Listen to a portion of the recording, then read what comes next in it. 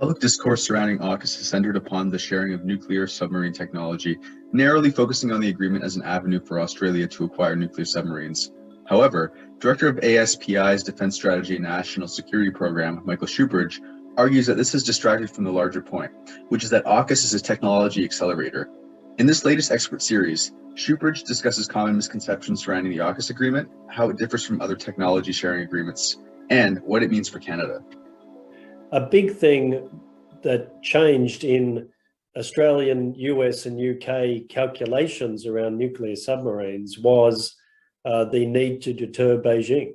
So prior to China becoming so overtly, manifestly aggressive and building a force structure that needs new capabilities to deter it, not one of those three governments would have contemplated, in Australia's case, asking for nuclear submarine technology to be shared, or in the case of the UK and US, contemplating sharing that technology with Australia. And this is as recent as 2016. In 2016, the Australian government, stuck out a white paper, a defence white paper that had no need for nuclear submarines given our strategic circumstances, and began that program with Naval Group, the French, to build the world's biggest, most complicated diesel lead-acid battery-powered submarine.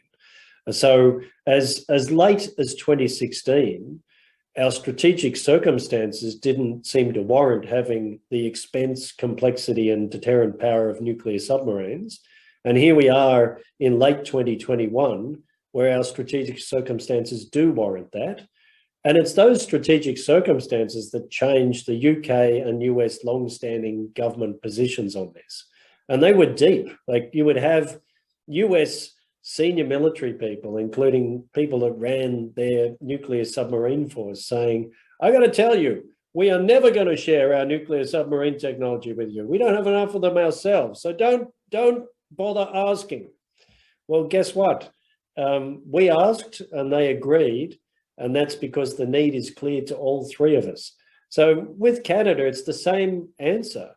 If Canada actually establishes a driving purpose to participate in Indo-Pacific security to a level that makes nuclear submarines as part of a deterrent make sense, then I think AUKUS says it's an open discussion.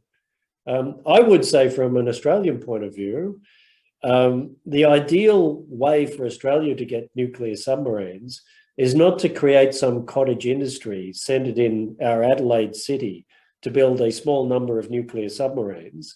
It's to actually be part of a much bigger joint enterprise with our AUKUS partners, and to look at how we can best augment the capacity that is producing nuclear submarines for these existing partners. And that kind of logic would apply beautifully to Canada, particularly with your integrated industrial base with the US.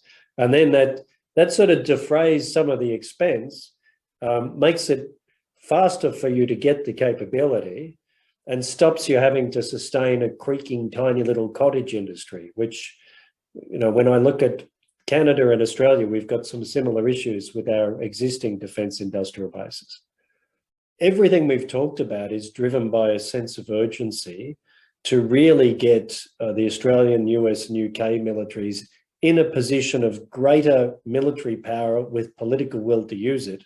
And that's only required because we have pretty dire strategic circumstances. That's without even mentioning Russia. This is all, everything we've talked about is driven by China and Beijing. So I'd be fascinated by listeners' reactions to that perception of the environment that we're in, because Canada's in that environment as much as Australia is. I'm very hopeful that we've got a greater convergence of strategic assessments between Ottawa and Canberra. But if I'm right about that, we should expect some changes in Canadian policy, and we should see some opportunities, not just with AUKUS, but between Australia and Canada. So I would welcome that being the case.